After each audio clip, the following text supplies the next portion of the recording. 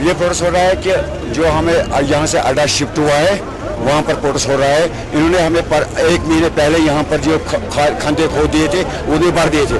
कल रात को ये फिर आए हैं, अभी तक न हमारा रोजगार का कुछ सोचा। आज 9 महीने हो गए हैं, हम बेकार अड्डे में 1100 दुकानदार सब बेकार पड़े हुए हैं, अंदर ताले लगे हुए हैं। हम हर एक दरवाजे पे गए हैं लेकिन उन्होंने कुछ नहीं किया है। हम अपील करते हैं गवर्नर साहब से कि हमारा मसला ठीक करो।